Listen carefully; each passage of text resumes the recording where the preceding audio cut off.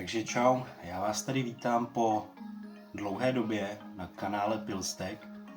Jak už jste si samozřejmě v názvu přečetli, dneska to bude se zaměřením na opravdu super levný telefon. Jedná se o Realme C30, naší verzi tedy Dual SIMu.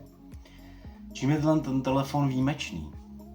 No minimálně tím, že se mi ho povedlo koupit na Alze, byť sice jako použitý, to znamená už zkrátka bez krabičky a tak dále, ale vrácený v rámci 14denní lhůty za necelých 900 korun českých.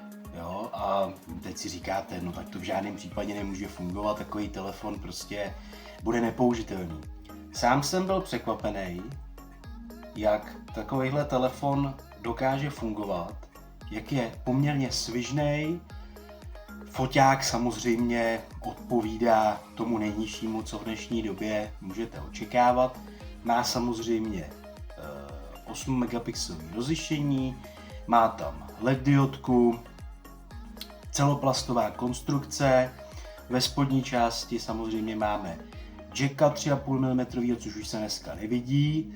Vedle teda mikrofon, starý micro USB, docela mě Alza pobavila tím, že mi přiložila kabel USB-C, ale tak ho někdo, kdo to připravoval, už čekal, že dneska už i na tom nejlevnějším bude zkrátka USB-C. Takže tady je ještě micro USBčko. A vedle potom poměrně hlasitý reproduktor, samozřejmě kvalitou nikoho neosloví, takže ale určitě budete docela dobře slyšet, když vám bude někdo volat. Na pravé straně potom máme klasiku ovládání hlasitosti a tlačítko na vypínání. Čtečku na otisku prstů tady nehledejte. Takže samozřejmě si můžete nastavit otevírání swipenutím, kódem nebo Face ID, i když samozřejmě to není Face ID a mohlo by to někdo klidně obejít, i kdyby měl vaši fotku. Displej má samozřejmě jenom HD rozlišení, ale nijak významně rastr viditelný není. To bych se opravdu na ten telefon musel koukat z milimetru a ani tam by to poměrně nešlo dobře vidět. Takže displej za mě, co se týče rozlišení, dobrý, ale samozřejmě ta svítivost, barvy, celkové podání není zkrátka na úrovni střední, vyšší třídy a tak dále, jo? Ale pro někoho, komu stačí běžný zobrazovač s normálním svitem, jo? Vidíme, že ten svit je ucházející, samozřejmě na sluníčku to může být něco jiného, ale celkem dobrý. Pak zde máme na levé straně slot pro tedy Dual SIM, to znamená, můžeme si do telefonu vložit 2 nano SIM karty. Co se týče úložiště, to je tedy 3 GB lomeno 32, to znamená 3 GB RAM a 32 GB vestaveného úložiště, což pořád se bavíme o 900 korunách. Za mě je to super. Momentálně na Alze se dá koupit novej za necelý 2000, což si myslím, že stále pořád pro opravdu nenáročný uživatele, kdo potřebují jenom občas něco málo vyfotit, někomu poslat, hrozně to není fototelefon v žádném případě. A občas na internetu něco se podívat, za mě je to super. Byl jsem opravdu překvapený, jak dobře Realme odladilo i na takhle levném telefonu systém. Vidíme, že poměrně běží rychle přepínání aplikací, můžeme fakt jsem nečekal, že ten chod toho systému bude takhle plynulý. Do toho je ještě potřeba říct, že tady momentálně instaluju 14. ze 79 aplikací, co obnovují ze zálohy, jo, takže o to ještě ten telefon vlastně dostává víc zabrat. Takže samozřejmě, jak už jsem zmínil, fotoaparát je zde pouze jeden, má tedy rozlišení 8 megapixelů a samozřejmě na zadní straně jeden, vepředu samozřejmě máte ještě selfie kamerku, která tedy taky postačí na nějaké ty běžné videohovory, případně selfiečka někam na nějaký menší rozlišení, kde nebudete postovat vyloženě na sociální sítě jako super fotky. Samozřejmě vám sem teď dám nějakých pár fotografií pořízených tímhle telefonem.